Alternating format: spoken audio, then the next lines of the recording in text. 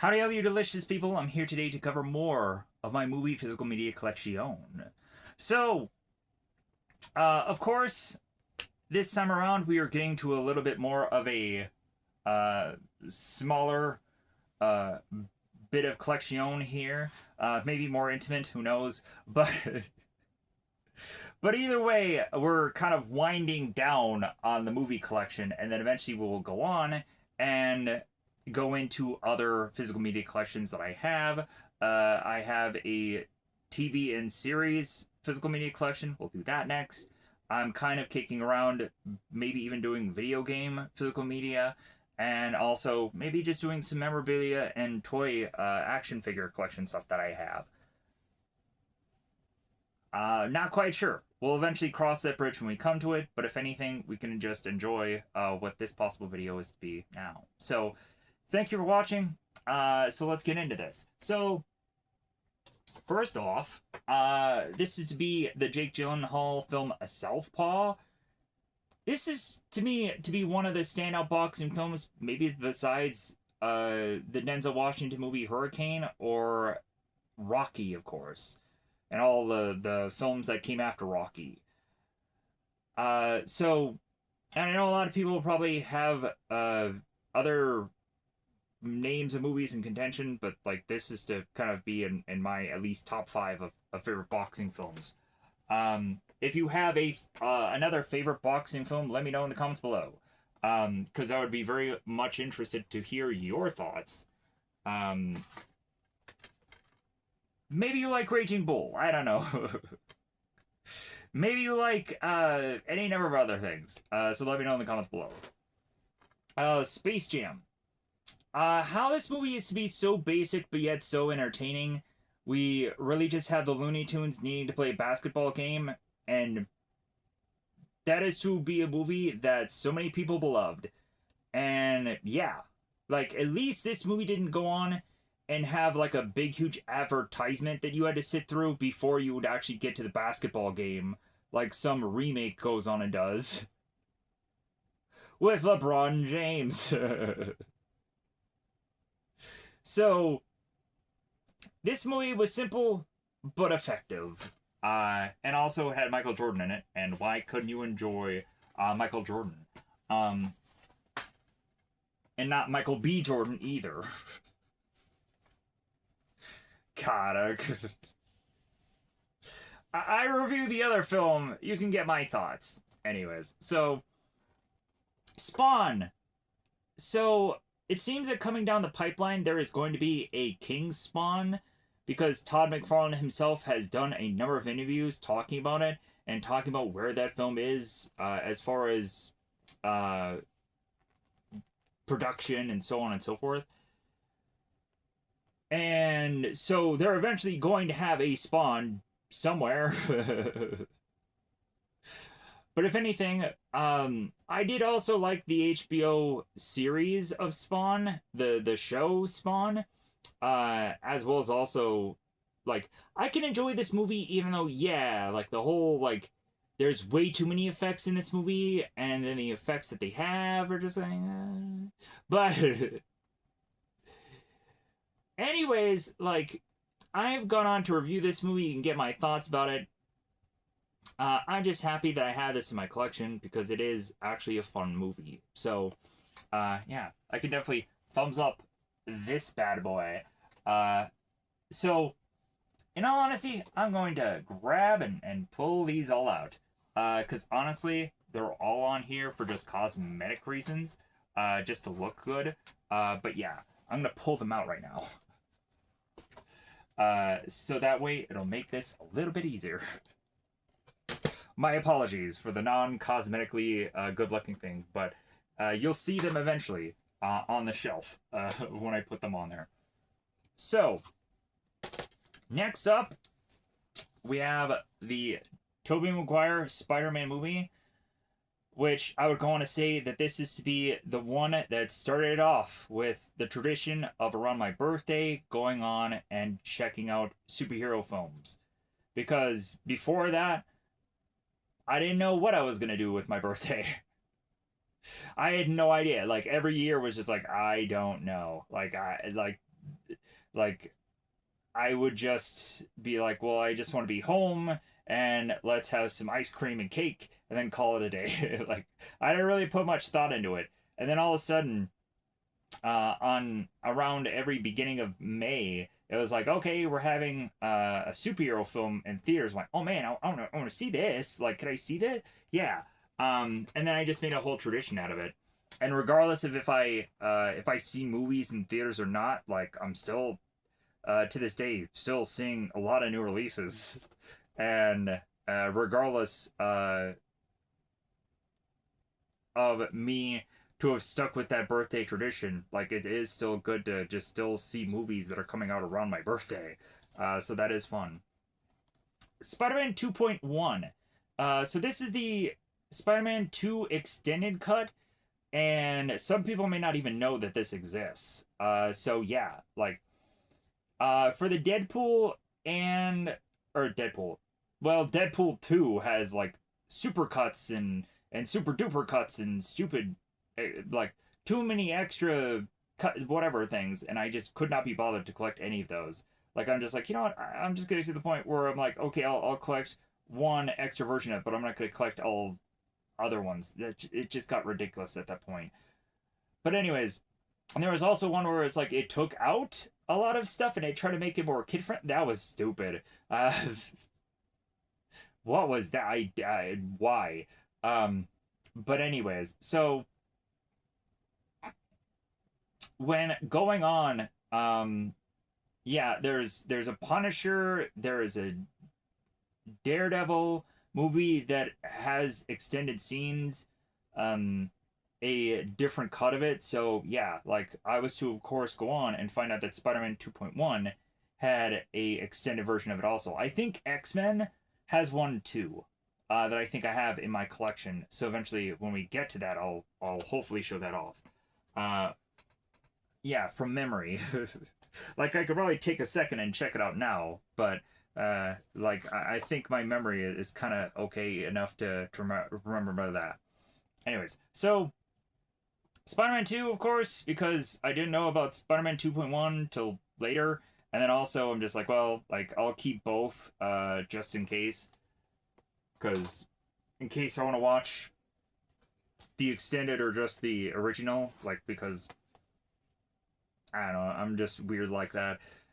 So Spider-Man 3, regardless of all the goofy jokes and memes and all the stuff that they made fun about this movie, I like this film. Like, if you take all the dancing and all the kind of weird Saturday Night Fever bullshit that's in this film, it's actually a really fun film. It's actually like the whole red and black suit choose your side thing, which they had the promotion for it. Like I liked that whole idea. It was really fun. When playing the Spider-Man 3 video game, like I really liked playing as the black suit more so than the red suit because honestly the black suit was better. Uh so yeah, so I like Spider-Man 3, and you can watch a review of my opinion of the film and me break it down and whichever. Spider-Man Homecoming. I kind of wish that I would have gone on and gotten all the other movies after this, but I just didn't. I can go on and I can see the movies whenever, anyways, but still. Because there's this thing called Disney Plus now. But, anyways.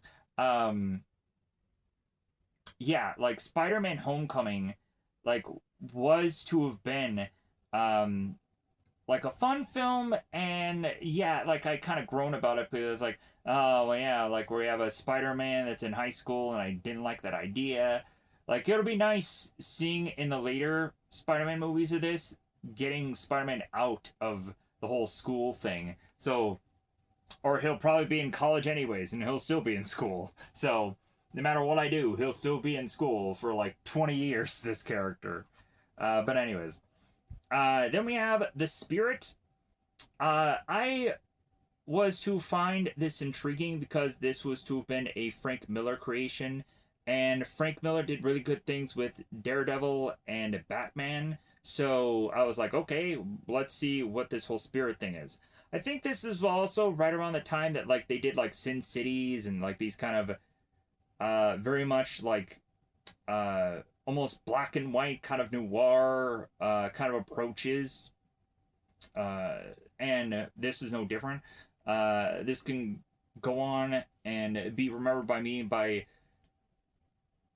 in the beginning of the film, like they're fighting in this like weird black tar, and at some point they grab this toilet and like they have this toilet seat over this guy's head, and like that's what I remember from this film, and that's about all I've retained.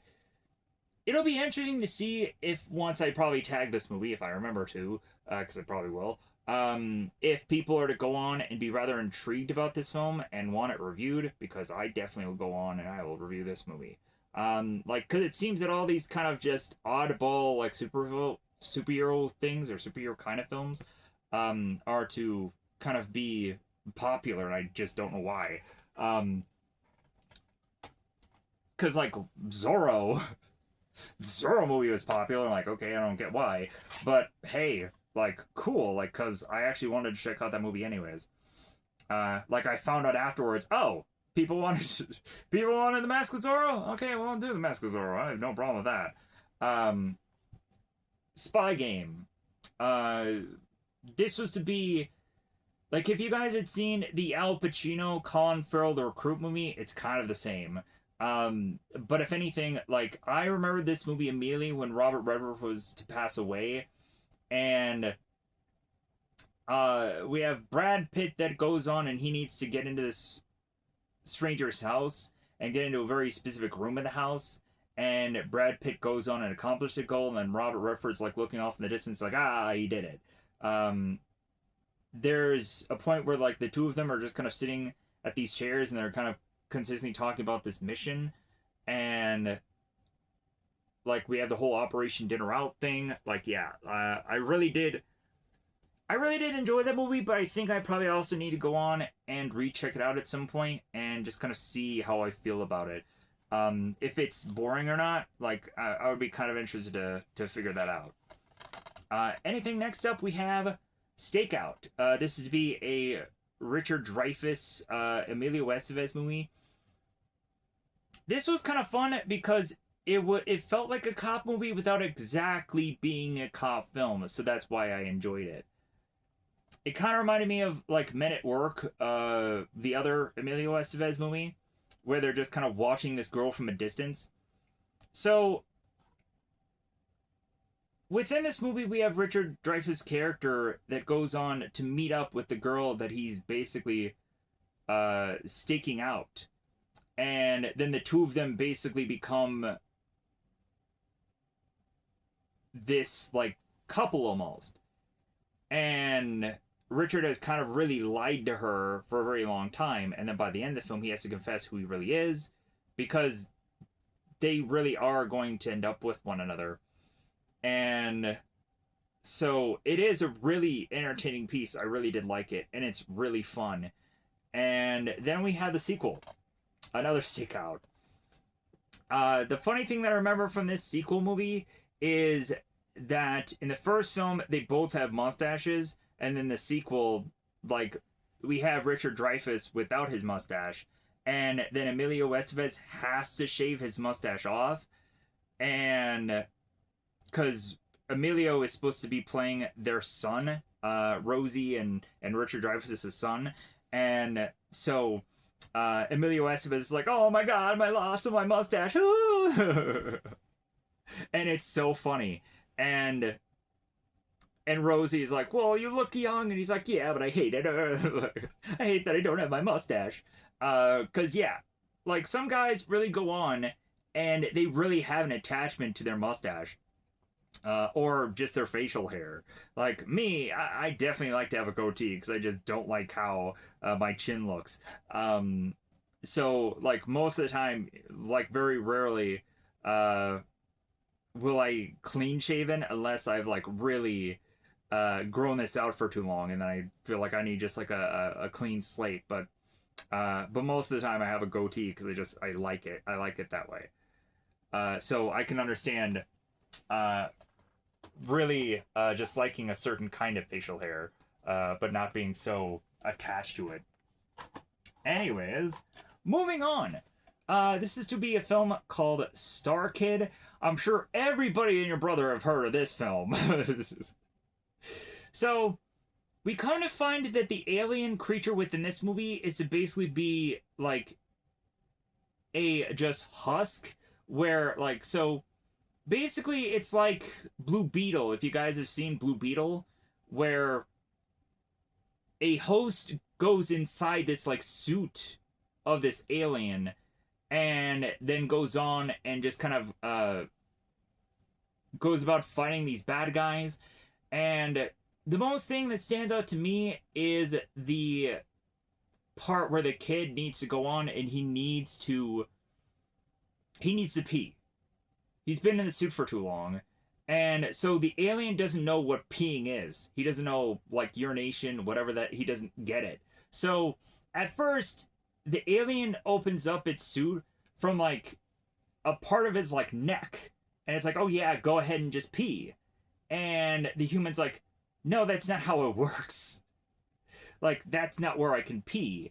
And so the alien has to go on and figure out a opening within the suit so the kid can then pee, and then once he does, then they continue to go about their mission. And then it's like, oh, okay, all right, like that's the only thing that I've really retained from Star Kid is just that. So if anything, there might be a reason that I've only retained that and that alone. But maybe this movie is really fun. Let me know in the comments below if you yourself have ever heard of this film, because I'm sure you probably haven't. But anyways, let's push on here. So,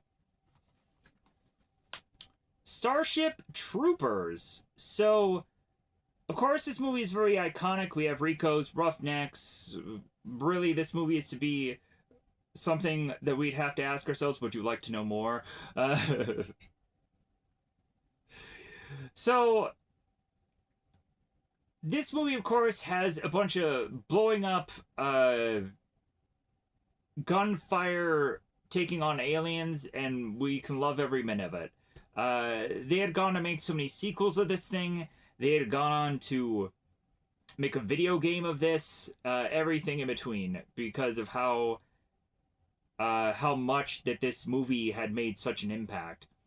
I can go on and definitely like this first one. I probably should eventually go on and watch the sequels, but like, it seems that there's nothing on YouTube that's telling me that any one of these things are to at all be popular, or really I just kind of had my luck with just watching Starship Troopers, and that did as well as it could have gone on and done. So, alright. So, now, ladies and gentlemen, we're getting to a very interesting aspect of a collection. Because now we have to go on and talk about the Star Wars movies. And everybody and their brother has an opinion about certain movies of Star Wars. And so, you know what? Like, I'm to say, if anything, like, these Star Wars movies are fun. They are. And so, I don't think I ever want to go on and want to really compare the movies, except for if it's like a episode 1 to episode 2 kind of thing, like, okay, which one was better? But like, I don't want to go on and like compare, like, hey, Mandalorian season 1 compared to compared to the like, or like, is 4 better than 1? Da, da, da. Yeah.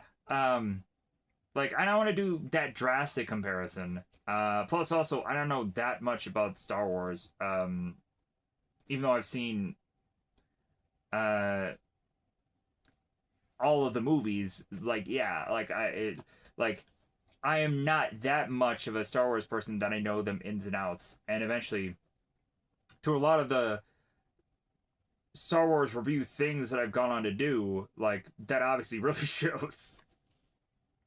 That obviously really shows. To where I would go on it and I would try to, as much as possible, just to avoid doing Star Wars reviews because I wasn't an expert in them. If I was an expert, what's the point?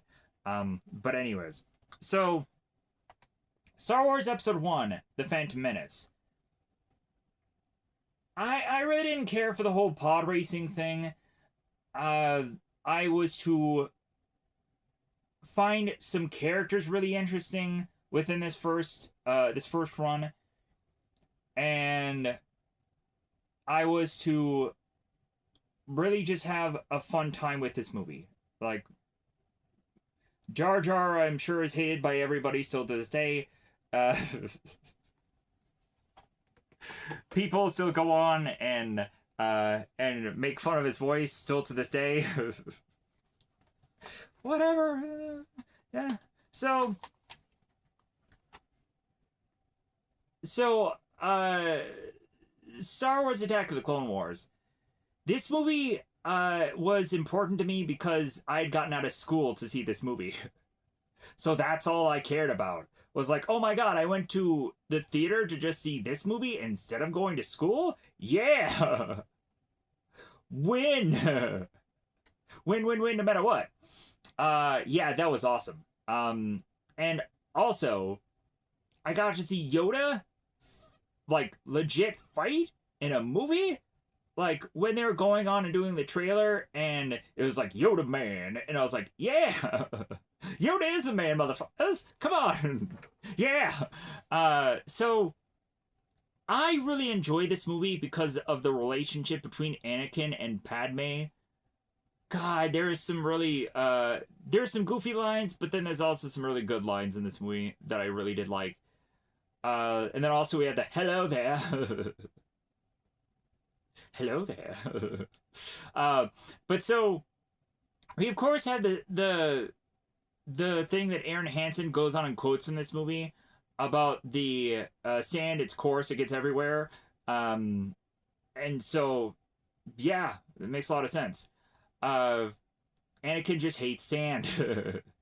That's why he turned to the dark side, because of sand. Anakin goes on and does the one line of like, I'm haunted by the kiss you should have never given me. I'm like, oh! Just, just, I liked a lot of that Mushi stuff in this prequel. The Padme and Anakin relationship was something that I didn't know that I needed to have wanted in Star Wars, but then I had it and I was like, yeah, this is great. And a lot of people can feel very differently about it. I can go on and enjoy me some Star Wars Attack of the Clone Wars. It's a fun film. I enjoy it. So I'll leave it at that. But yeah, like, instead of going to school, I saw Star Wars. The greatest day of my life. Then we end up getting into episode 3, Revenge of the Sith. So Revenge of the Sith, straight up, like, when Obi-Wan goes into the whole, like, I have the high ground, Anakin, and then he goes into the heartbreaking, like, you are my brother, Anakin, I loved you. And he goes into that whole thing. Oh my god, is that just, like, that alone should just sell you on this movie for how great it is, and how Anakin and Obi-Wan had that lightsaber battle that I feel lasts forever in this movie, and I'm like, yeah, go longer. Fight more. Yeah. Like, I was invested in this fight regardless of how I knew how it was going to end. I didn't care. How I was to already basically know the answers before the test was even given. I did not care. I enjoyed what they were doing here as far as story, and how eventually we end up also getting the no. Yeah, I know that a lot of people joke about that and hate it and whatever. But I enjoy that also. I enjoy the no. Yeah. I can enjoy me some Star Wars, god dang it. So, however anybody feels about the prequels and how they hate them, that's fine. Like, everybody has their opinion. Like, there is no wrong answer. Like, but I had fun. Like, let's just kind of keep that in mind. So now, of course, we go on and we have the Star Wars original trilogy here. And I know what a lot of people are thinking. They're they have their certain way to watch these prequels because they want to try to avoid as much as possible to get all that extra CGI bullshit. And they also want to try to avoid getting the changes that they made. Like they changed Hayden Christensen in the ghostly background of the sixth one instead of the other guy that was to be from uh the actual Darth Vader costume. And so yeah, so I had gotten this one because I hoped that this was to be like the one before they made all the changes.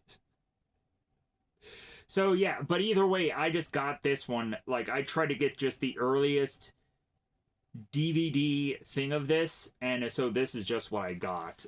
So yeah, so I ended up getting there's a disc here that just says bonus material. So there is that. We then go on. I honestly think if Star Wars was smart, they would probably go on and be like, hey, this is the original uncutted thing of Star Wars, and they should like try to resell that to people, because then they would actually be smart. So this is episode 6, Return of the Jedi. This is to go on and be episode 5. The Empire Strikes Back. I just want to make sure I'm getting the words right here. And then we have episode 4, A New Hope. Because I don't want to missay any title of these Star Wars movies. And then we end up just getting, after these, we do get The Force Awakens. Yeah. I would probably go on and feel that The Force Awakens is probably just fine. Like that's probably the reason why I didn't collect any of the other movies after that, because I'm just like, I was like, okay, they did some interesting stuff here, but I liked how the Stormtrooper was a traitor, and what they did with the Stormtrooper story was really interesting. But then just kind of after that, it was kind of like, okay, like whatever you gotta do to just sell more films. But I don't know, maybe people like these later films. Maybe people can like these later films compared to the shows that they did later, or whatever they did later. The whole Jude Law thing, and the whole one show that obviously everyone hates that I couldn't bother to remember the name of. I don't know what that is, because I really didn't care to look into it. I just heard that everyone was like, boo! So I'm like, okay, that's the thing I don't watch. Boo, no! Overwhelmingly boo! So I was like, okay. So, this movie, I don't know why I still have it. This should actually be a thing I donate. So, not, like, this movie is just slop. It really is. Like I think I impulse bought this, and then I watched it, and I'm like, oh, okay, yeah, because like Hunger Games was trying to sell everything. They had this parody of Hunger Games, the Starving Games here. They end up chucking just a bunch of stuff that just had no rhyme or reason. It was just like, hey, let's throw in the Hangover here just to have a small joke. Let's throw in the Expendables, because they're going on right now, and eventually, by the end of the movie, we had like Katniss that was to have possibly to be enrolled in the Avengers. Like I was like, whatever.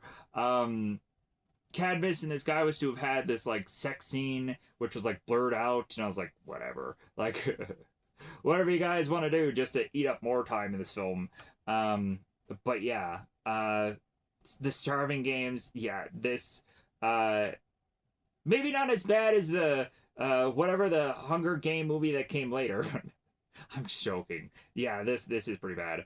Um like I had gone on to see the later Hunger Games movie that they had like the Donald Sutherland like prequel movie, and I was like, all right, like I can see what they're trying to do there, but it just seemed like a lesser than the Hunger Games movie. So it was just like, okay, so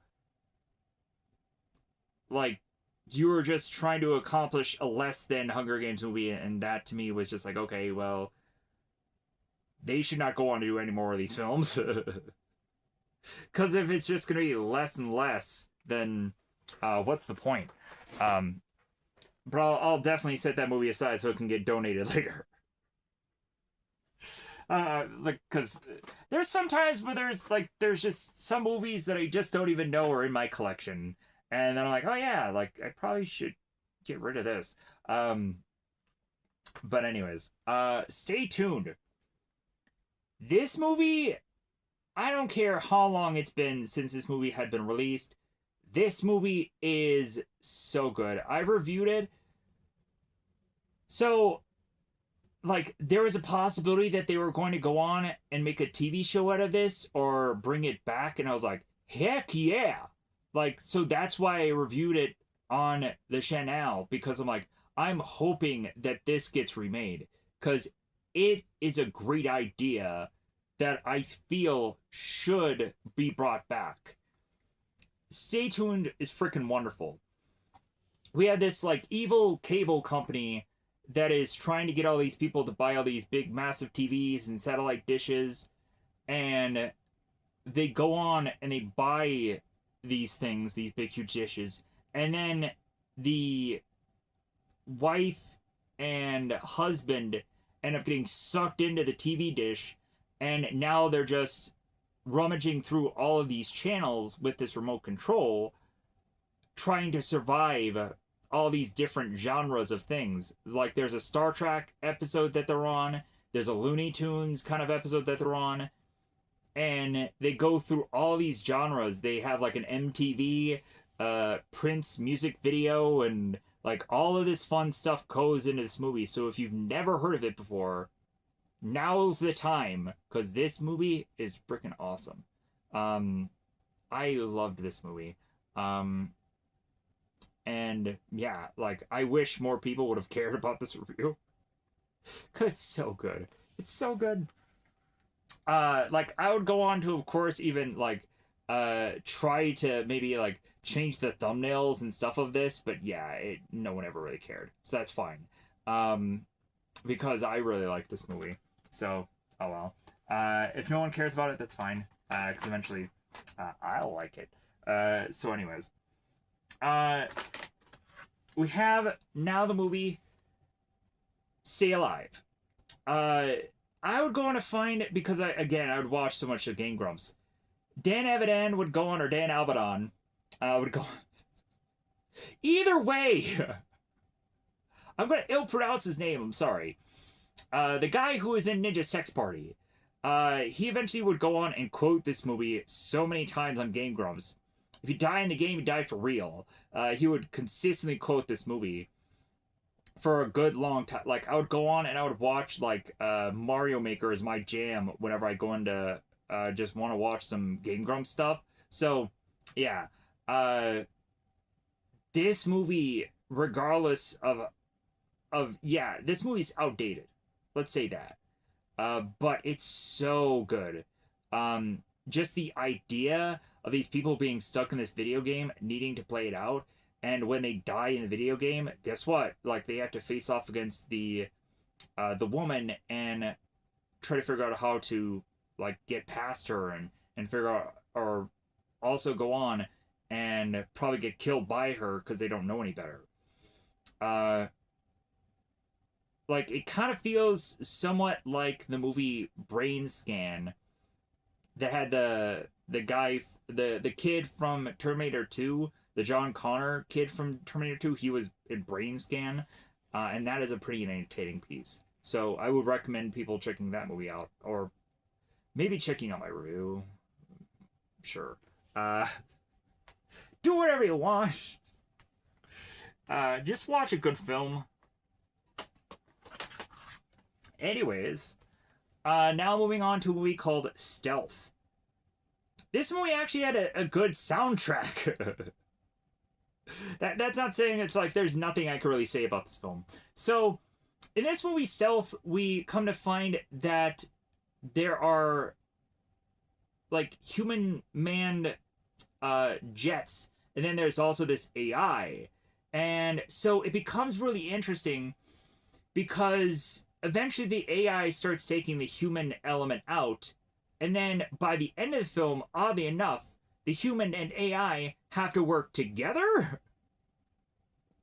So I'm like, okay, whatever is just kind of going on in this film, that they just need something to do here to just stretch this movie out more. And I thought this film was interesting enough, and I was to go on and enjoy it. I still have the copy of this thing, but I also realize how very simple and probably basic it is too. But I don't know, I just had fun with this one. So next up, Step Brothers. Everybody and your brother has probably heard of Step Brothers. Have we just become best friends? Yeah, that's the go-to joke for this one. Yeah, how they go on and they fight against one another, and then they realize that they need to work together, and then eventually it's the whole Catalina wine mixer by the third act.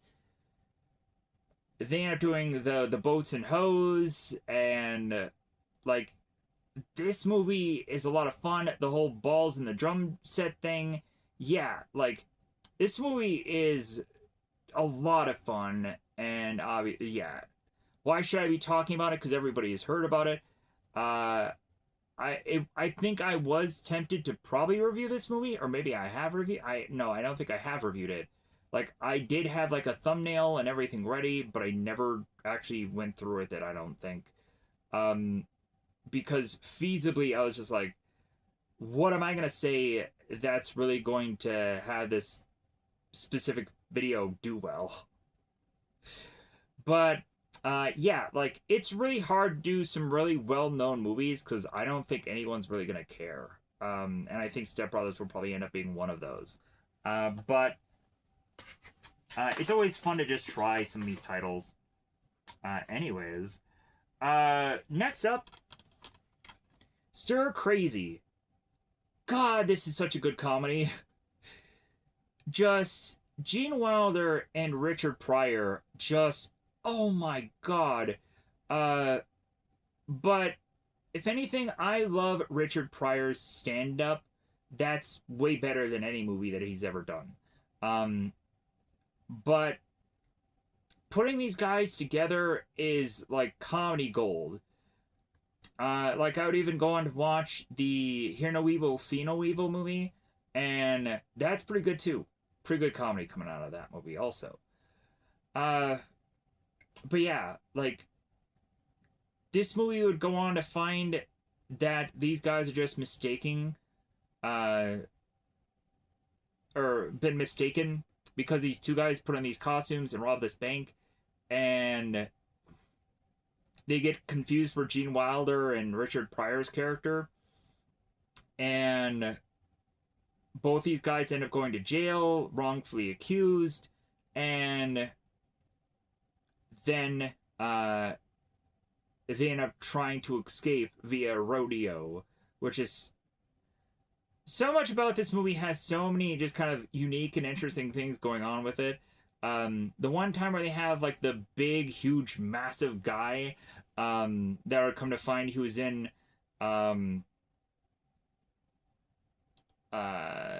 some movie that I'd gone on to see recently, where all these guys end up doing like this home invasion thing. I'm trying to think of what the name is. I have no idea.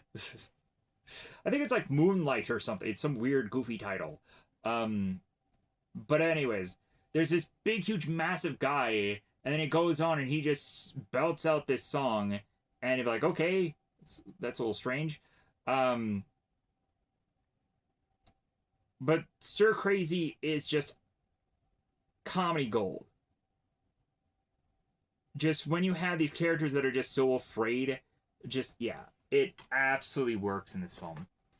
So now we move on to Superbad. So this one, like, I kind of back and forthing whether I should still have it in my collection or not. Because, like, besides the whole McLovin thing, there's not much anymore about this movie I really care about, in all honesty. Like, we basically just have these guys that are trying to figure out a way to get alcohol, to go to a party, and, like, there is some moments here and there that this movie is funny. Like, the whole thing where, like, the cops take an interest into McLovin, that is kind of funny. But, yeah, but this movie is just, like, really a film that I don't ever think to go back to. I don't know. Like, maybe I'm sleeping on this one. Maybe people are to go on and probably say that this one is better than I think it is, and maybe I should rewatch it. I don't know, but my thoughts on this are just this, that I'm kind of contemplating whether I should still have this in my collection or not. I don't know. There's some stuff where eventually, like, I just find in a store, I impulse buy, or, like, I just go through a bunch of, like, Amazons and eBay things just searching for random movies, and that pops up. I don't know. Anyways, superhero movie. Greatly enough, this movie was to actually be a thing that did pop off on YouTube. And this movie is actually really hilarious. Oh my god, is this good. Like, they make fun of all the superhero films. Like, the point where, like, the Aunt May character is farting, and, like, she's farting, like, really bad. And, like, man, besides maybe Naked Gun, Leslie Nielsen, because I'm hoping I'm trying to get his name right, should honestly be remembered for this. How he has so much good gags in this movie, and this movie is actually really fun. I like it. So it's good that I'd gone on to review it, because how much I actually do find that movie to be so much fun. So anyways, we have the original The Stranger, of course, is like the Liv Tyler original. This is not the chapter 1, 2, and 3, whatever newer thing that's kind of going on now. I had at least gone on to see the remake of the chapter 1. I'm like, man, they milked that out. And then eventually I would go on to see other people that would review the other chapters, and they'd be like, waste of time, why am I even seeing, like, I'm like, shocker. like, yeah, I thought chapter 1 was really stretching it, but, like, I was tempted to watch all the other chapters, but I'm just like, I don't think anyone's gonna care. Like, yeah, like, I think we had some success with this movie, and that's all there needed to have been. Because like, if they were, it would have been better off if they would have just gone on and said that what they were trying to do was just to make a sequel of Stranger instead of, or the Strangers, instead of making a reboot. Reboot was a big mistake. So, because they did make the sequel movie, the Prey at Night or whatever that is, that one was actually good too. But then they went on and they basically just like, well, hey, we're gonna just recycle the first movie and kind of do it over again. Yeah, that was a mistake. Stranger Than Fiction. So this movie is actually pretty fun because eventually Will Ferrell figures out that there's a narration in his brain, and so he's screaming at the narrator, and it's hilarious. Uh, Eventually, when there's a certain scene where he goes on and he plays on the guitar this song, and I really like the song that he ends up doing. And it's kind of like a very like surferish like song, and so Gyllenhaal, Maggie Gyllenhaal being in this movie like was a really fun character, and eventually finding out that the character was going to die, and Will Ferrell finding the author and be like, "Hey, don't kill me off," and Dennis Hopper is like, "But it would be a better story if she kills you off." Because eventually he goes on and he hunts this author down and he finds her, and like that also just makes for a really interesting, just kind of meta of a story, because this guy actually does go on and does exist. So, within the realm of this author who is making the story. So I thought it was just kind of interesting. So we have the classic Bill Murray movie Stripes. Man, so I really like the beginning of this. Like the piano thing that they just set up in this movie was really good. So Bill Murray goes on and like he is to be this like taxi driver, and he's like really bad at that, and so he loses his job. So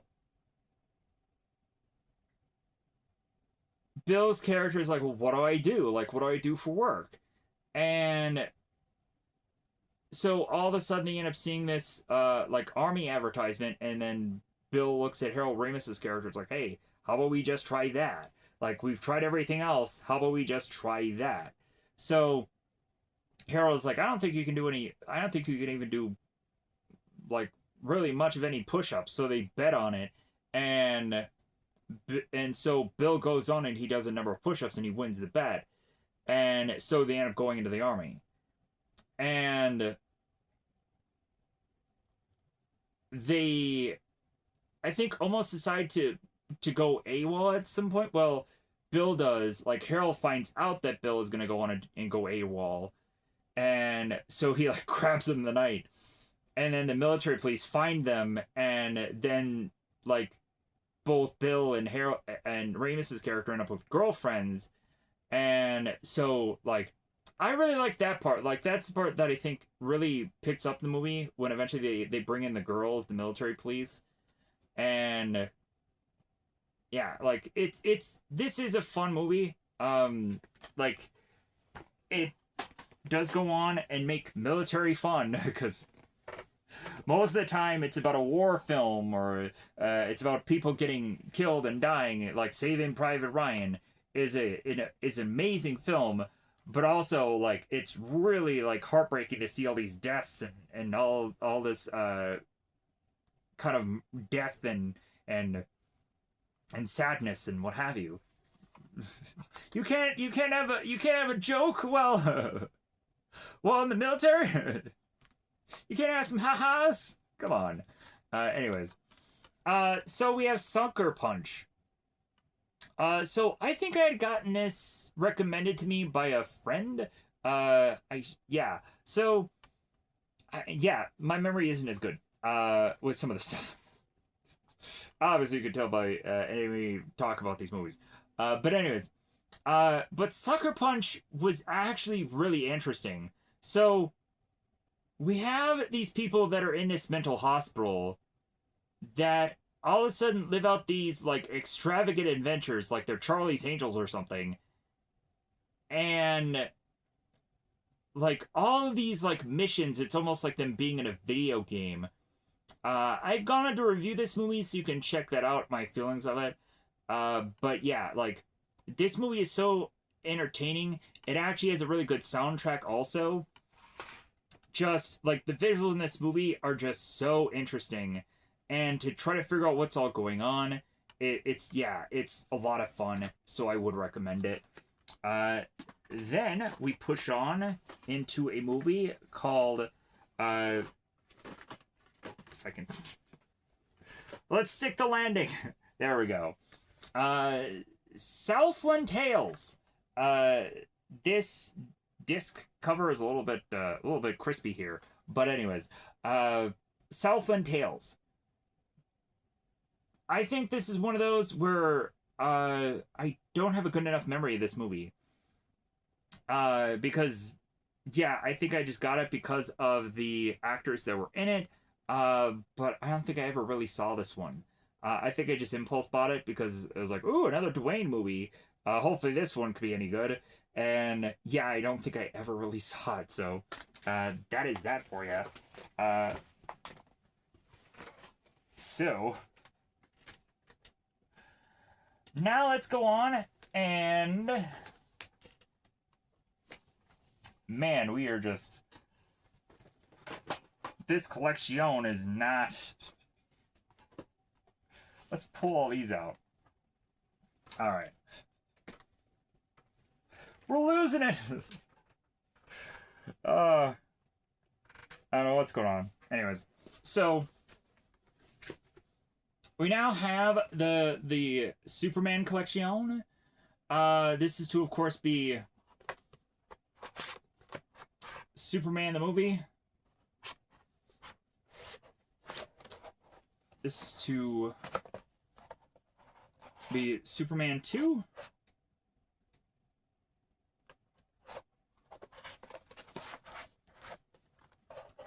Superman 3.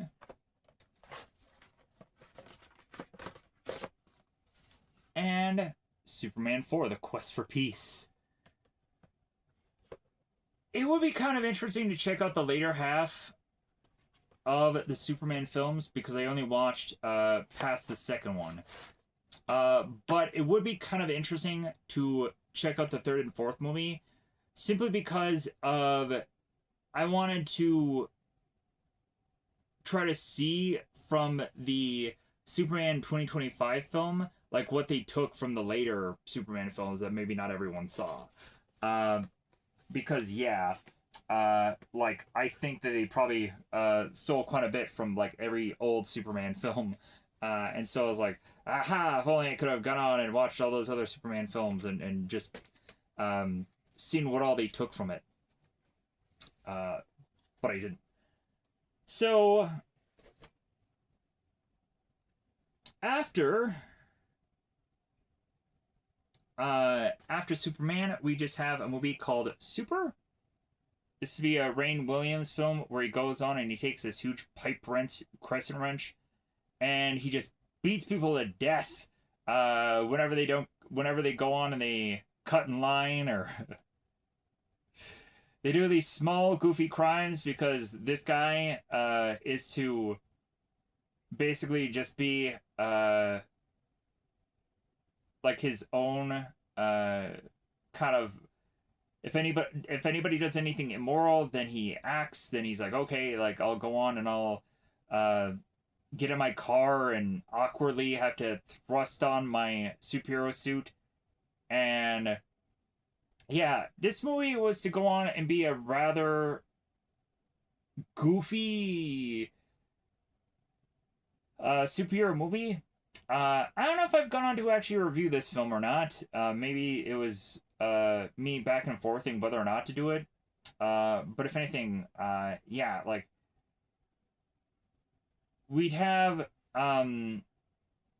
this movie that goes on and is to just have some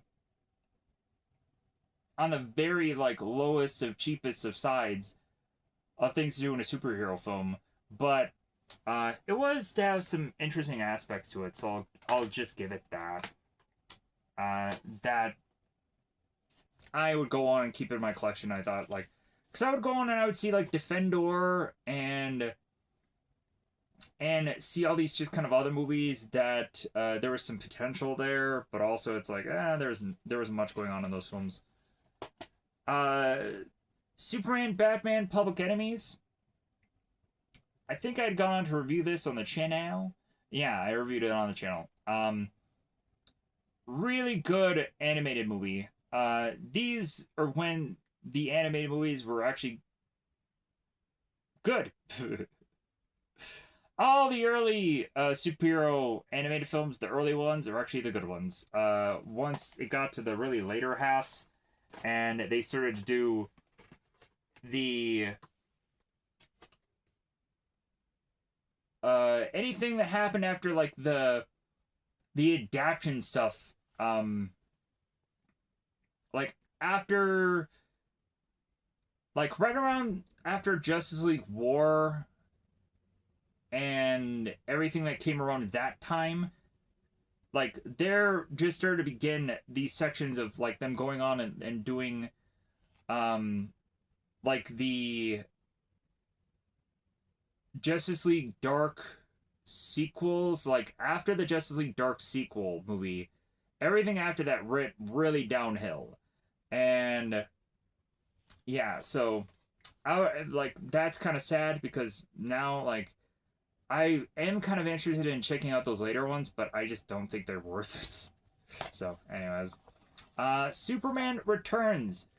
Funny enough, this was like the very first kind of superhero movie I boycotted from theaters, and then I went on to check it out later. I'm like, well, that's why I didn't bother to check it out in theaters. But when honestly watching this back now, there could be some value in it. There could be some redeeming things in it, but too much of this movie is just Superman lifting things, and because I had gone to kind of briefly kind of thumb through this movie once, and yeah, that seems to be all of what it really is. Like Superman just kind of lifting things, and then eventually we come to find how Lex Luthor is to kind of try and recreate Krypton on Earth, and so if anything, I think that the video game of Superman Returns was probably better than the film. Honestly, yeah, I think the Superman Returns video game was more entertaining than the actual movie. Oddly enough, uh, true, true. So we have the Suicide Squad extended cut. I liked this movie, and I will just say that because really, like, yeah, I know a lot of people really hated this piece. I don't care. Like, I liked it. Yeah, the sequel that came after, I'm like, whatever. Like, just yeah, whatever. Like there was some interesting character in that sequel, but immediately when I found out that it was Starro in the sequel, I like, oh, of course, of course, it's goddamn Starro, of course, um, because yeah, like whenever there is a big bad guy, there's always like a certain number of go-to things that they go to. And like if you guys are to watch so many of the animated movies, you'll find out who those are. You'll always find out that it's either Joker or it's Starro or it's Brainiac. Like yeah, if you also play some of the video games, that's always the like there's always like a go-to villain there. So yeah, so but that doesn't make the video games any less fun. But anyways, so uh Superman Unbound. So this one I believe is probably the movie I may want to forget. I believe this is the one where we have Superman versus Brainiac, and it's Brainiac going on and having like Kandor as this like little thing on his ship, and Supergirl ends up coming into play in this, and when I've gone on to see this story in this movie, I would go on and I see it in so many others. They would try to recreate the same story. So that's why I feel that this movie doesn't have as much as value, because I would go on to see this same kind of similar story in just so many other things. So, but I will probably still keep a copy of this, even though it'll probably be something I never rewatch again. Yeah, that's true. Let me know in the comments below how you feel about Superman Unbound. Maybe you're like, no, it's my favorite animated movie. Because people have those opinions. It's okay. So now we have Student Bodies. Oh my god, is this movie funny? Just the heavy breathing killer. Yeah. The guy always seems to find gum. He steps on it. It's like, I want to kill the guy with the gum. The killer ends up killing people with the oddest of things. He ends up killing one woman with like an eggplant. This movie is freaking awesome. It's stupid, but it's awesome. It was basically before parodies was actually a thing, and at least this was a movie that tried to be its own thing instead of just everything else. So this movie is honestly a lot of fun. So yeah, I would definitely recommend people who have not seen this movie to definitely check it out. Hopefully, I probably will kind of stick this aside because I'm probably going to use it in the thumbnail. And probably no one will have remembered or cared about that movie. Then we have Superman Shazam! Return of the Black Adam. So this is kind of a rip-off movie because of how short it is. And then they also have the DC Showcase thing that I think was even better than this movie. Because they have, as a DC Showcase, they have Jonah Hex, they have Green Arrow, and they have Spectre. So I was happy when eventually somewhere on YouTube somewhere they just had the DC Spectre Showcase, because I would watch that over and over and over again. Like, I didn't care about this movie, but when I saw the DC Showcase things, like, those were actually great. I really liked those. And it was just so disappointing that they did nothing with those DC Showcases. Like, I would have liked if they would have gone on and just done, like, DC Showcase the show. I would have watched the heck out of that. Give me, like, a show where just every singular episode is you just going on and focusing on one superhero, and then the next episode would just go on and just do a whole, like, library of every single superhero that exists, and just give me an episode that can just be a one-off, like, okay, cool, I liked that. And then in season 2, you could see how successful certain episodes were and bring those heroes back. But then also, you can take in the season 2 and, like, whatever ones weren't successful, you can just go on in season 2 and just add more showcasing of newer characters and just do that. Because there's, like, hundreds of freaking superheroes in DC Comics. I'm sure you could have a number of different episodes, and maybe, like, 8 episodes a season, whatever. Like, it would be an entertaining thing that I'm sure a lot of people would actually want to check out. Especially if they're brand new to DC comic books. It would be a great show to check out. I don't know if exactly you would go on and give every single character's origin, because that would take way too much time. But, like, do what they did for these DC showcases. Because I would love those. I loved those more than I loved any of those projects that had them. Anyways, next up, we have Superman, Batman, Apocalypse. So this is to be after Public Enemy, the sequel to that. So the only thing I liked about this movie is just how paranoid Batman was. Other than that, really didn't care about this piece. They focused a lot more on Supergirl in this movie because, yeah, like we would go on to have Batman and Superman face off against Darkseid and kind of outsmart him in this movie. Um, but other than that, it was just way not as good as Public Enemy. Like it wasn't as entertaining.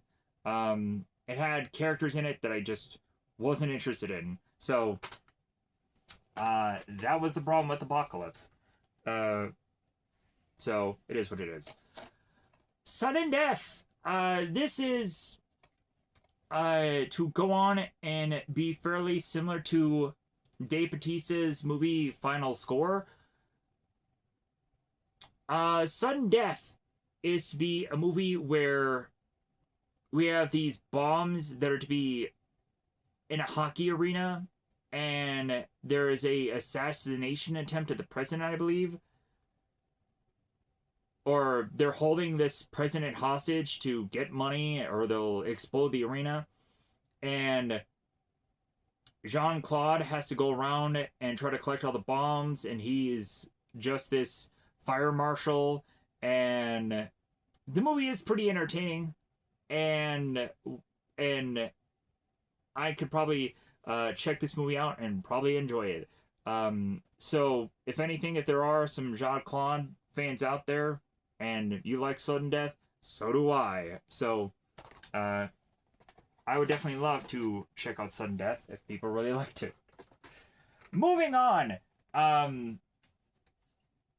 that may probably also, I'll probably pull that out, and that'll probably be in the thumbnail. So I'm actually planning this stuff ahead of time for once. Because most of the time I would do it after the fact. Also, we've kind of gotten past the whole hour thing. I thought this was going to be a lot shorter, but surprise, like, I guess not. So now, Ted. I really didn't check out Ted, the series. I just watched these movies. Raunchy humor, yeah, but also, like, it was just kind of cute fun, like, how Mark Wahlberg's character is to have had this teddy bear throughout his entire life, and like the teddy bear just decided to just come to life one day. And so what would happen if a teddy bear that this kid grew up with him and was to be a lot more adult and was smoking weed and drinking beers and eventually the teddy bear would have to realize that he'd have to become like a normal, regular member of society. And yeah. This movie was really fun. They referenced Flash Gordon in this movie, so I was like, all right, cool, this is fun. And yeah, like there's some funny gags in this movie. But, yeah. So like I enjoyed Ted. That's good. It's good. Chicken babies. Anyways, whatever. Ted 2. Whatever I have to, whatever you want me to say. I don't know. I'm running out of clever things to say here. Kind of once we get in the later bits of video, and I'm still probably worn down from the X number of things that I did the day before. I'm thinking about the workout that I have to kind of do after this wraps up. So yeah, I'm kind of like whatever. Anyways, so Ted 2. We end up finding that Ted is trying to get married to this woman, but then he can't because he's not a real boy. So Ted has to go on and find this lawyer, and it ends up being this like road trip film for it to like have people to be convinced that like Ted is a real entity and whatever. So this movie was like, okay, all right, like you basically, after you had like the first movie, whereas like there's obviously like that to be kind of built on some ideas alone. Like in the sequel is like they was like okay they had only like one idea to sell you on the whole movie and they just like did filler throughout like throughout the rest of it. Yeah, I don't know. It was just kind of disappointing. But I guess we should have expected it after the first movie. Anyways, moving on. So, the original Teenage Mutant Ninja Turtles. This is to have movies 1 through 4. Why 4, you say? So, this is to go on and have Teenage Mutant Ninja Turtles, Teenage Mutant Ninja Turtles Secret of the Ooze, Teenage Mutant Ninja Turtles 3, and this also has TMNT, which is to be the animated movie. That was actually surprisingly pretty decent. We'd go on to have the TMNT movie being like this movie, this monster collecting thing that is done by the Foot, and we have Raphael. There's kind of to be this, this character that is to have this kind of costumey like suit,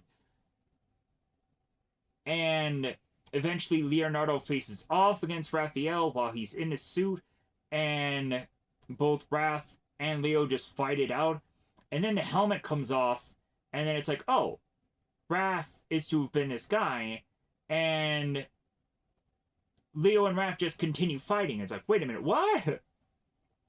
Like, yeah, because they just hate one another. And also, there has always been contention of who the leader of the Ninja Turtles really was. Some people say Raph, some people say Leo. So, anyways, TMNT is kind of fun. Like if you never saw it, it's pretty good. So, yeah. I can go on and I can like all these movies, but I probably haven't reviewed all of them. So, maybe at some point I will finally go on and I will finally cover TMNT 3. Because I'm sure everybody will probably not care about that one. But, or maybe surprisingly a lot of people tune into that one specifically. Because they're like, yeah, is it crap? Does he like that one? Yeah, I find it to be fun. So now we have Teenage Mutant Ninja Turtles Out of the Shadows. So it's hard to really like these films because of just I loved the traditional man in the suits kind of way of doing Ninja Turtles, and I like the tradition of it. Uh, I can go on and I can say that these movies are well, yeah, these movies are fun.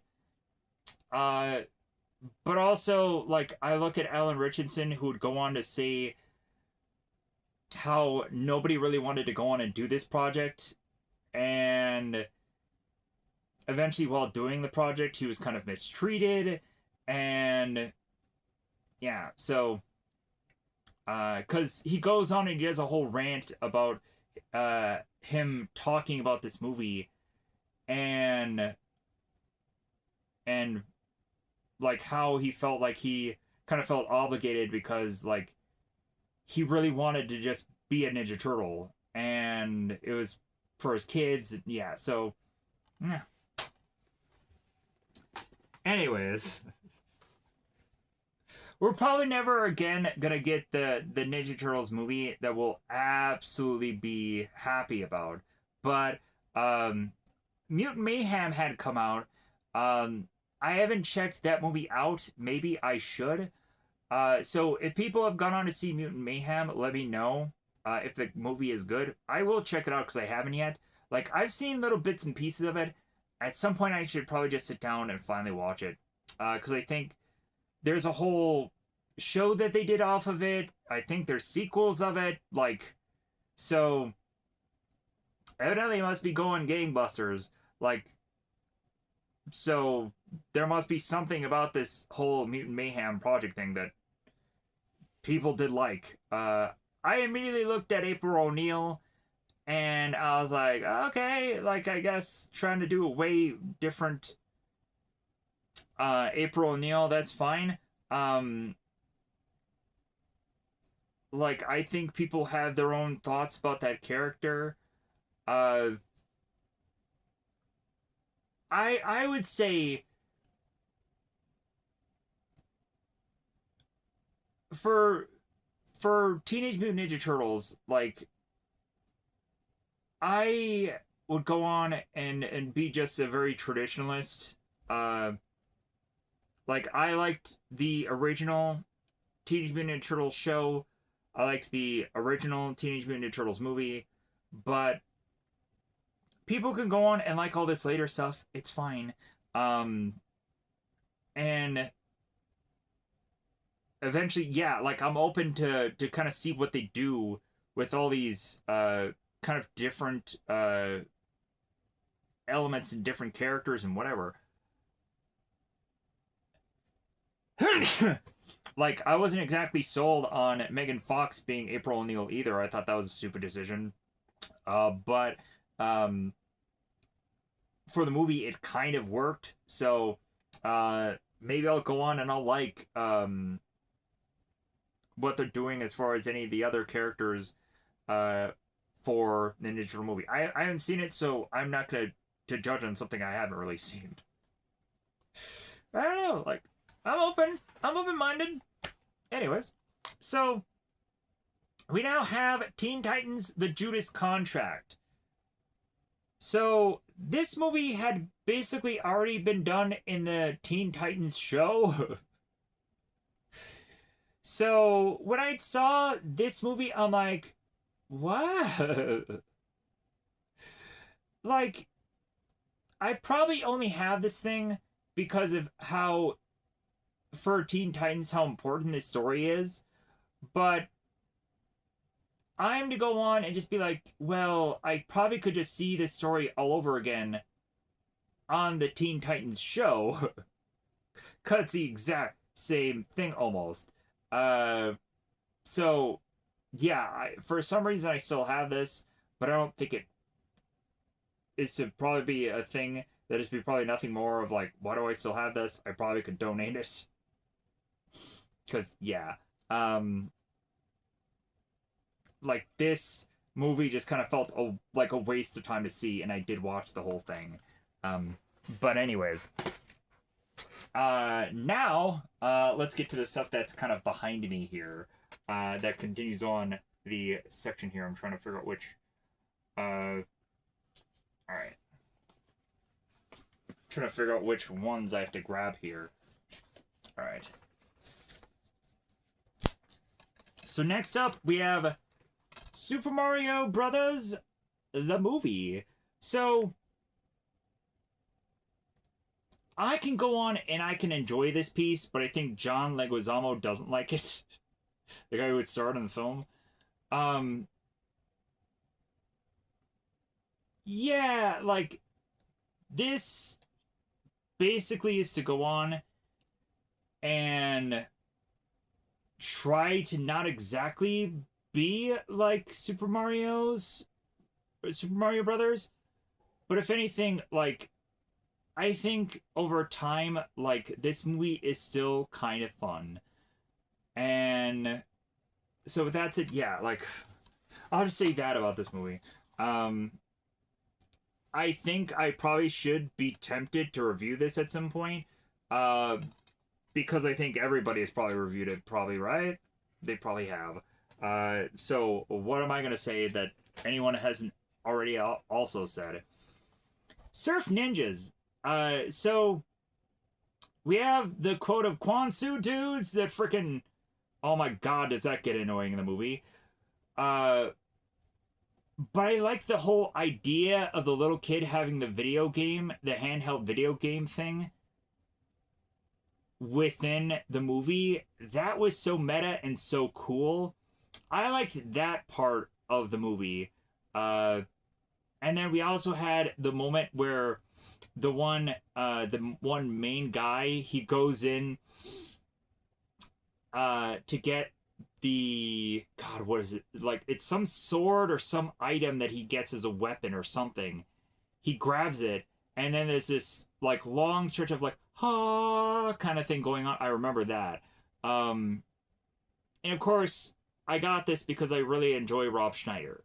Um, and yeah, like there's a lot of fun to be had with this movie.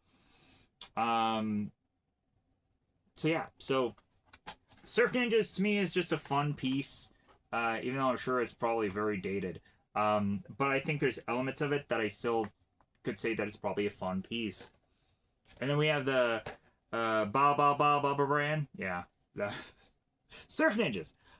Sweeney Todd. So we have this kind of fun. Yeah.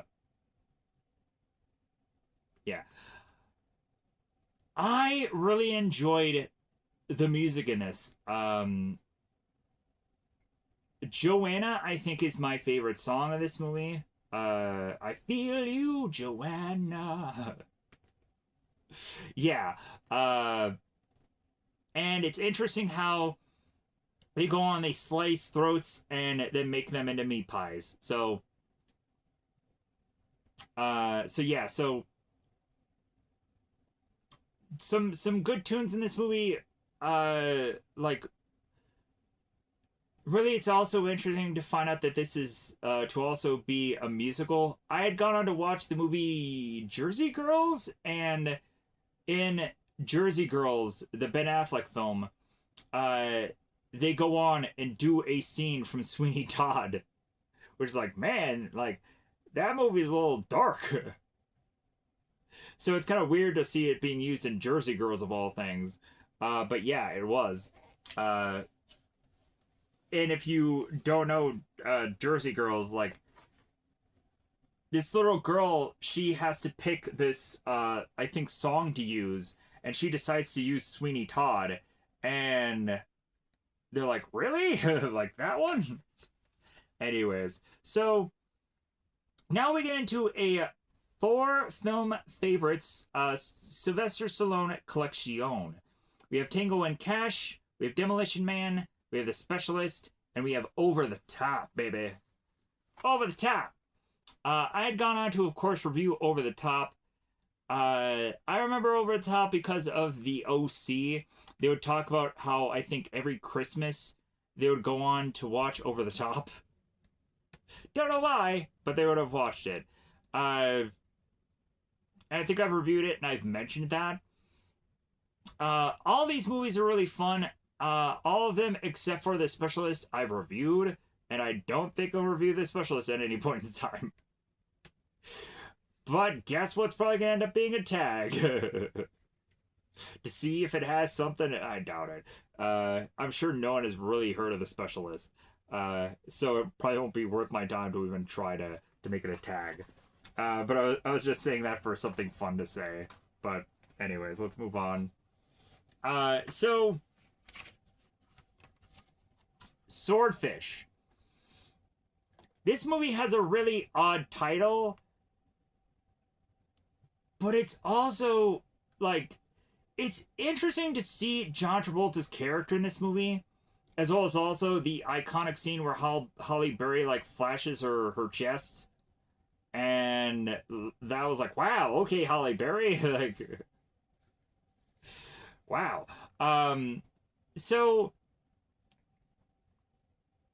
we have Hugh Jackman's character comes in as this hacker, and like I think it was believable enough to think that Hugh Jackman could be this hacker character, and he's trying to get his daughter because he is a good dad, and eventually how this movie all plays out, where it further escalates, where they're kind of having this bus, but it's be attached by this helicopter, and they're just like flying through the streets, which is like, wow, like this movie was so just unique and was so entertaining. And so, yeah, so if you've never heard of Swordfish in your life, I would say check it out. It has a weird title, but eventually at some point, movies also just started to just give up on title names. I think the reason, so, I think the reason for this weird name is then because everyone would have gone on like, what the heck is Swordfish? And then check it out that way. Like, I would be curious to find if there is some interviews somewhere or if there is something somewhere that explained this name, or maybe someone who's like a tech whiz or something knows why this is called swordfish, because maybe it's some technical thing. I have no idea. But either way, like, I was always fascinated by that, like, why the name, for how goofy it really was. But entertaining piece nonetheless. So now we have a 3-pack here. Extreme Comedy Collection. So I think I only got this because of Team America. Because there's Team America World Police, the uncensored and unrated. Then we have Beavis and Butthead Do America, which I do remember seeing. Yeah. Boobies. Whatever. This is to be the special collector's edition. And then we have a special edition of Jackass, the movie unrated. Which I remember going on and seeing the show Jackass, but like I'm not really sure if I ever did go on and actually see any of the films. I saw the show at least. Yeah. Like I remember the theme song. And I would remember that like they would go into these just like stores and they would just box inside a store, and I'd be like wild and crazy, like, ooh man, what are they gonna do next?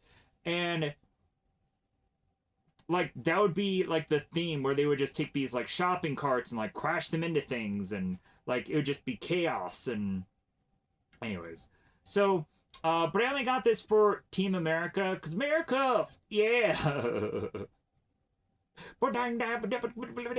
Yeah, whatever. This was kind of just, Team America was just so unique and so stupid. Just I don't know. Plus, also maybe I did also kind of like Beavis and Butthead a little bit. TP in my Bugholio, yeah. So like, getting this collection was all because of just my my love for just these goofy, unique like things. So that's why I got this. I don't know. Sometimes I want to watch something that just is a little dumb. We could all watch a little bit of dumb sometimes, right?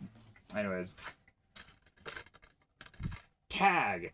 So I believe that this movie is actually based on a true story, and it says so on the very bottom here, because it says we're not kidding. I honestly think that this movie is fun. We go on and have like one of these characters that has never been tagged in Tag, and so we have these guys that are trying to figure out some way to get to Jeremy Renner, and like one of the guys end up getting this like disguise and costume and whatever, and come to find out during this movie, Jeremy Renner, I think, breaks his like wrists doing this film, and then like shortly thereafter this, like he goes on and he does like Avengers movie, and like he has broken wrists, and so yeah, like crazy, right? Like you go on, you just do a Tag movie, and you break your wrist, you get injured during this film, of all things, instead of these big huge Avenger movies. But anyways, like yeah, like all this movie had to be was just dead F word. So I don't know, like it had a fun enough concept. I liked it. So Next up, Taken. Uh, this movie is just so be to this day pretty entertaining. Even though a lot of people, like Ryan Reynolds and Deadpool, would go on to make fun of it. Like after a while, you just have to notice that like Liam Neeson is just a bad father.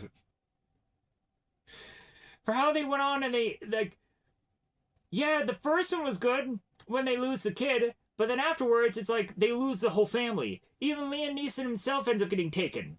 Yeah, like they just had to keep just taking everybody. You would think at some point that Liam Neeson would go on and like want to just keep his whole entire family as like some witness protection program thing. Like everybody knows, his friends, his loved ones, everybody needs to be on witness protection program because yeah, like they're coming and they're coming for Liam Neeson's second cousin twice removed. Roommates, brothers, nephews, like we're going to the like the space balls of who they could have taken within these sequels at some point. And so yeah, so but if anything, like when they started this whole thing off with this movie, and when Liam Neeson goes on and does that whole rant about like I will find you and I will kill you, uh, and the guy's like good luck, yeah, like that whole huge line of dialogue, uh, like that was great, like that was awesome, and eventually when people would do these like jokes about Taken, that's the one that they would always go on and use. And yeah, like I have assortment of skills that I've yeah, that whole thing made this movie so worth it to watch and watch more than once. And also it's like, yeah, Liam, get your daughter. And they would just go on, and once like Taken came out, like there were so many movies that I think tried to do the whole Taken idea, or there had been movies that it felt like they did basically do Taken before Taken was a thing. Um, like I think Hostel is kind of like Taken in a way. Um, but anyways, um, moving on.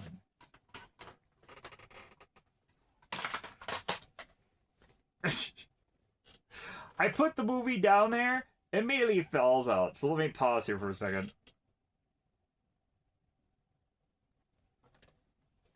And we're back, and you probably have seen all the movies that were behind me here have somehow disappeared. They're over here now. Anyways, so Taken 2. When they kept taking people, they kept making sequels. They set up a franchise for this motherfucker. Yeah. And why not? Because these movies were just entertaining enough. They were. Uh, anyways, moving on. We have a triple feature. We have Tales from the Dark Side, the movie. We have Stephen King's Graveyard Shift. And we have April Fool's Day. So, I honestly got this for the very top one there. Because if you ever want to go on and see a cat assassinate people, the elderly, then you might as well see that very first film. Tales from the Dark Side, the movie. It's a very long title, so I wanted to make sure I got it right. Also, it's probably, yeah, it is on the back here, so I probably should have just read the back of it. I had actually gone on and had seen Graveyard Shift recently, and it's kind of interesting to have a movie have this, like, giant rat monster, and like you have the guy with like the slingshot with the pop cans, if I'm remembering that right. Yeah. I'm hoping I'm remembering that right. Um, like that movie was honestly just so unique, and I was just like, okay, like I'm wow. Like all I have to say is just wow with that film. I don't think I've ever gone on and actually seen April Fool's Day. If people have gone on and seen that movie, let me know in the comments below. It's the only one out of this thing that I haven't gone on and seen, or maybe I have seen it and I don't know about it. Maybe someone who has seen it, explain it to me. Explain if it's any good or not.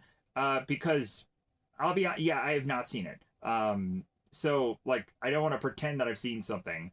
Um, but yeah, but these two movies I had seen them and I had enjoyed them.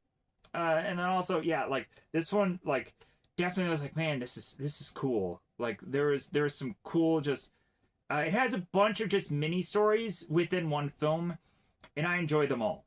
I enjoy them all. So, glowing recommendation for that. What year did that movie came out? 1990 is Tales from the Dark Side, the movie. Graveyard Shift, I think, came out the same year. April Fool's Day came out in 1986 because it says so on the back. Because it has all these descriptions and what have you. I guess they assumed that a lot of people had never seen any of those movies, so they definitely needed some kind of like back to the thing that like explains the movie well, because probably no one saw those movies. Tank Girl. So this is based off of a comic book. I'd gone to review this movie, so I'm not gonna take too much of your time. The kangaroo people they're kind of interesting. Eventually there's parts of this movie that they go on and they switch into the comic book stuff, and that's kind of cool. Other than that, yeah, like they're like I liked how also like the main character Tank Girl was kind of seductive, and yeah, like there's parts about this movie that like visually was awesome. Um, Even though I'd probably have to go on and I'd have to re-reference to just say, hey, go to my review and see how I really thought about this film. Because yeah, it's been such a long time ago and I can't retain every movie that I've ever seen. So it'd be much better to just check out the review to get my actual thoughts of the film. So we have Teen Wolf and we have Teen Wolf 2. T-002. So I would also come to find that Teen Wolf is to have also had an animated series. I'm like, wait a minute, what? I am tempted to check that out.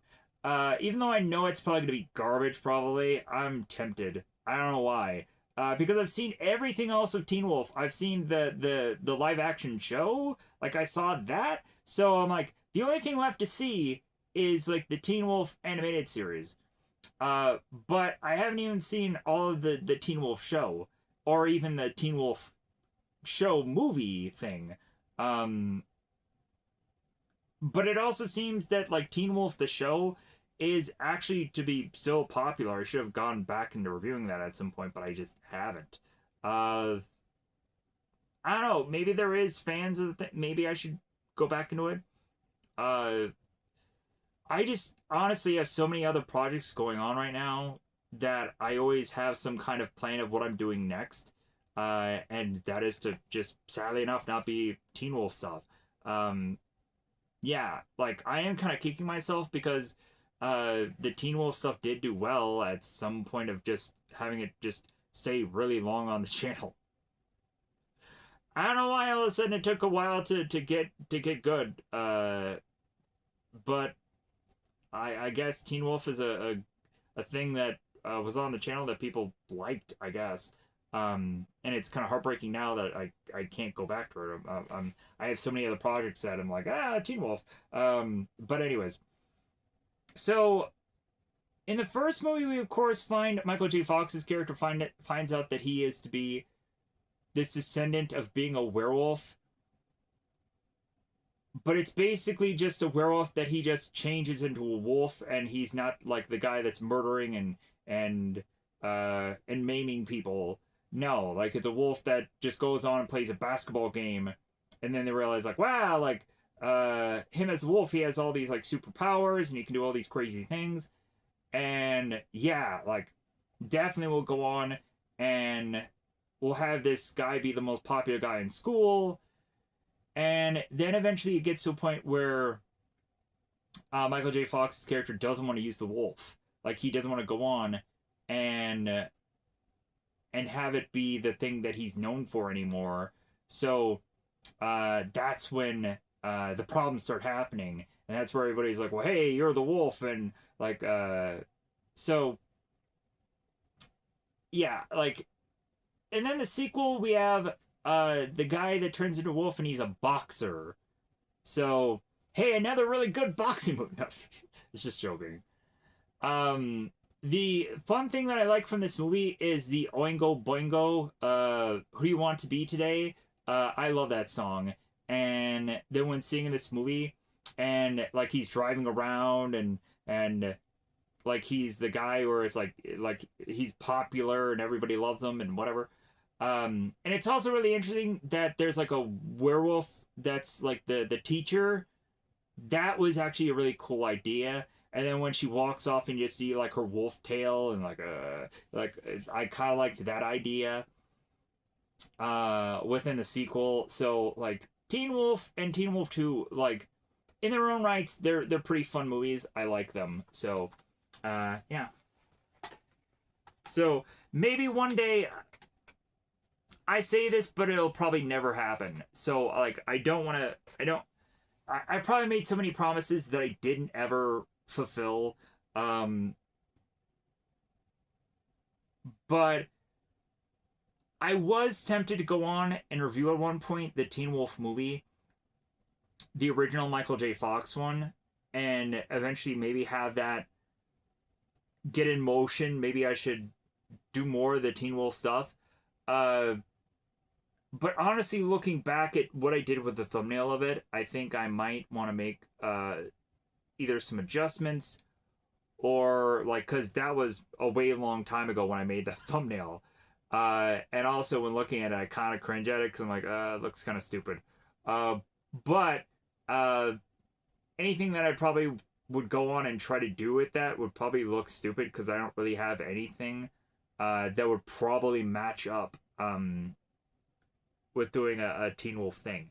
And plus, also, what I would use to do with those is I would just go on and I would have to do these kind of like very heavily like Photoshop things when it comes down to like a lot of werewolf things, and those just look so stupid. Because I don't know, I just would like. I would never be satisfied with them, as well as also I'm just like, man, I would have liked to have gone on and actually fully, like, actually done something. But I just never had like a kind of budget. Like I would throw on like a werewolf T-shirt or whatever, but like I wanted something that completely matched whatever the movie was, and I never knew what the right thing to do was. So it is what it is. So the Terminal. This is to just be a really fun Tom Hanks movie. Besides maybe Castaway, like this has to be my favorite Tom Hanks film, and it's simple. You just have a guy that's stuck at an airport and he can't leave, and he has to figure out a way to like, well, hey, he doesn't have money. Like, how can he get a burger? Oh, he can go on and get all these carts and push all the carts in, and he can get change for that. And then when they figure out that that's what he's doing, they fix the machine so that way he won't get change anymore. So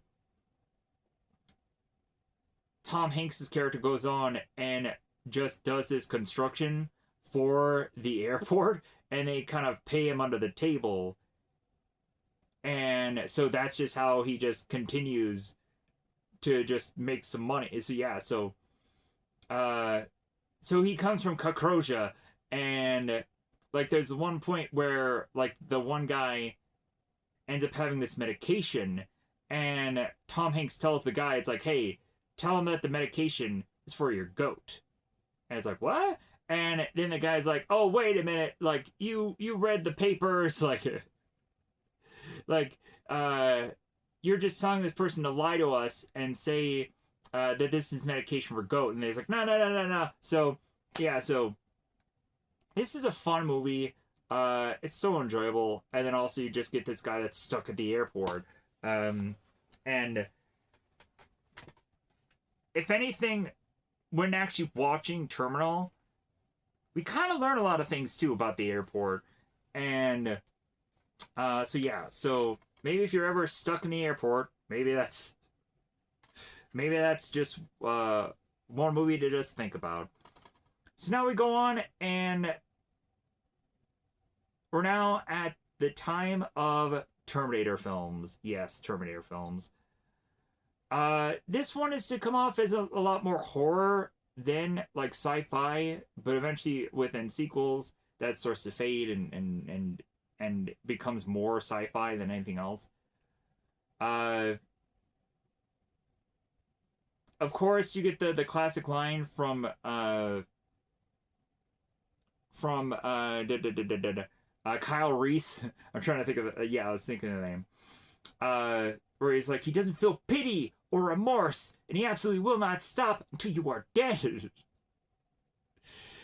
And it is kind of interesting because Arnold goes on and talks about this movie about how he was almost not going to say I'll be back because he was going to say I will be back.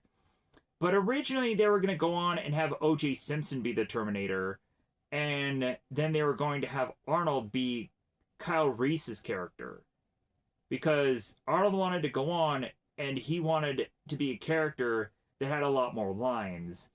And so, but eventually Arnold was going on and telling Cameron, who did this movie, how he wanted the Terminator to act and how he wanted to, like, he wanted the character to be very much robotic. And more as Arnold was like dictating about who this Terminator should be, Cameron was like, well, how about you just be this character?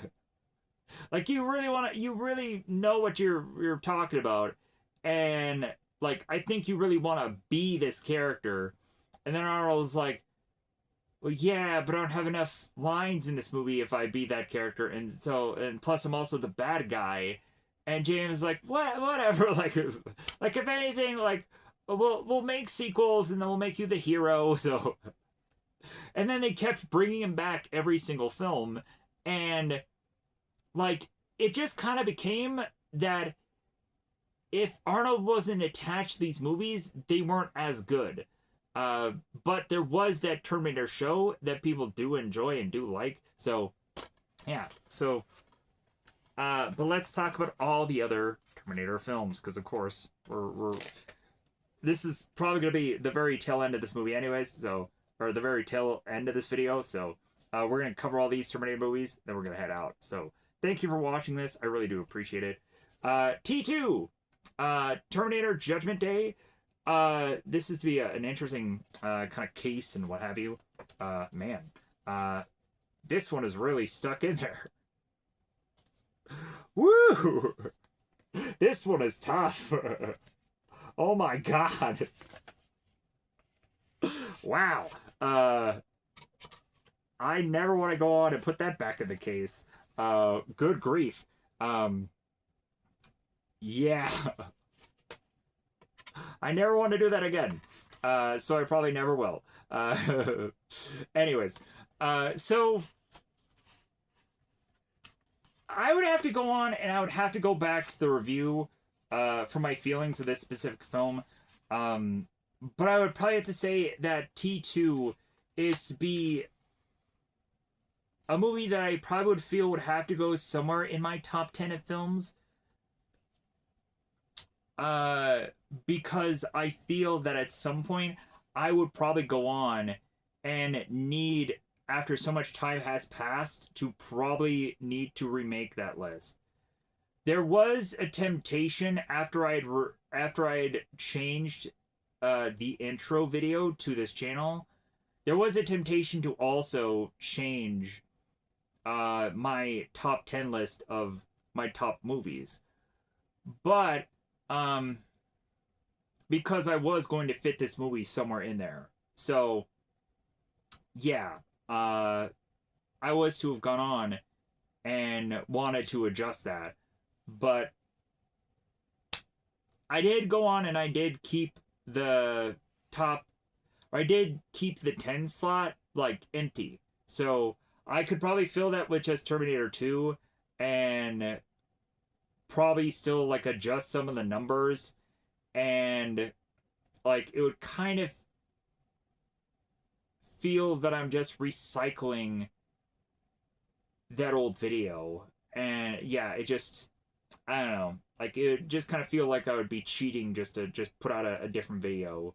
And I don't think it would go as well, or people wouldn't care about it either, so that's fine. Um, but anyways, that's probably gonna be on the thumbnail also. It's probably gonna be on the thumbnail. But anyways, we have Terminator 3: Rise of the Machines. Man, I loved that they end up having a female Terminator in this film. Yeah, she plays the baddie, but uh, but I was like, oh man, like they not only made this female Terminator like so cool, but then they also like made her sexy also. Like eventually when they did that whole thing where she kind of looks and she realizes that she has to like pump up her chest. Like that scene was kind of cool where the cop was like coming to her car like license and registration, and she like poofs up her chest, and then he's like, oh, yeah. Uh, but so much about this movie was actually really smart. This was I think one of the smarter Terminator films, where the girl goes back in time and finds all of like John Connor's lieutenants and tries to kill them from the past. I thought that that was such a cool idea. Like, granted, any of the people that she would have gone on and killed, John Connor would have just found another lieutenant, would have just found another person to just replace who are those people that died. But still, I thought that that was an interesting idea. And eventually, the further and further how this just plays out, it's fun. It's good. That the whole like Skynet goes online, and it kind of reminds me of also Genesis in some ways. How they try to almost kind of recreate this movie in Genesis. When you really think about it. But nowhere as I think as big a scale as this movie. But yeah, Terminator 3, like dumb action, but eventually when that they have that huge car chase ash like thing, like where the evil Terminator is in that big, huge, massive truck that follows the veterinarian car, like that was kind of dumb. Like, let's admit that. But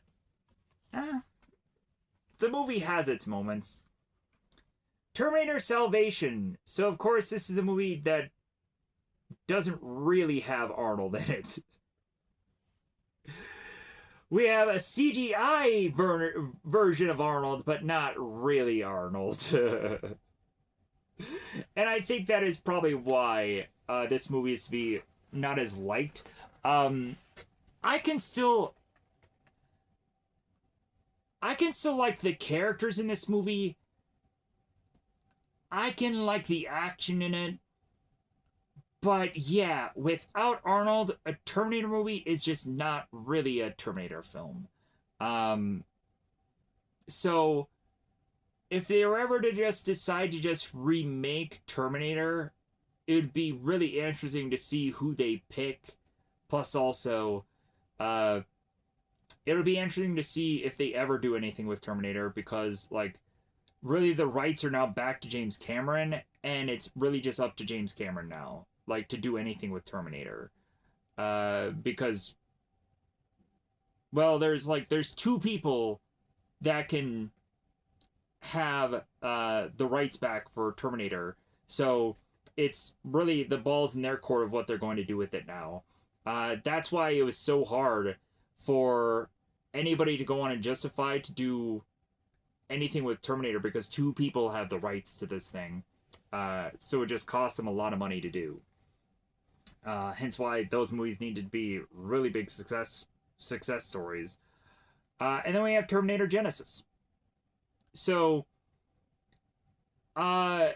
instead of maybe like The Last Stand, this is to be the other Arnold Schwarzenegger movie where he has to go on and he has to say he's old, and it's like, well, you're old but not obsolete. And so here's where they basically try to recreate the first movie in this movie. So like this movie is like a fun callback, and I do like that they did bring back like the liquid metal Terminator in this movie. And like when you look at this film, like at least it could be very entertaining compared to maybe like the Dark Fate movies and all those other things that just kind of go really downhill, and you really don't care about Terminator anymore after seeing like Dark Fate, and you're just like whatever, like whatever they need to do there. I don't really remember Dark Fate all that well. You would have to go back to my review of it to really get my thoughts. Because I don't want to tear apart a movie that I don't remember much. Um, so I would say check out the review. Because once I found out that all these Terminator movies were really interesting to people and everybody liked them, I was like, okay, we're watching every single thing of this. Every single movie. Like, I don't care if the views went down at some point. Like, I don't care if people stopped caring. I just watched every single Terminator movie because once I found out everybody liked all these, or wanted to check the reviews out of these, I just watched them all because I'm just being very brutally honest. But yeah, so that is gonna wrap up this review. Well, kind of felt like a review recap of every one of these movies, and that's why it was almost 2 hours. So I want to probably try to get done with this video because now I'm feeling like, whew, I'm done. And plus, also, I wasn't sure if I was gonna be able to get this video out because like I didn't know how like. So it's like, man, am I gonna talk? Am I gonna get through this? Is there gonna be at some points where I think I put my foot in my mouth? Yeah, through this review or through this video, and I almost wanted to restart then and restart back over. Like there were several times where I stopped this video and I started all the way back over again because like God, did I really just say something stupid there? And then so I was like, yeah, I did. So I stopped and then I went all the way back. Cause yeah, like it's just showing off this stuff. If anything, people like I think people did check out like the early ones, but probably these ones now.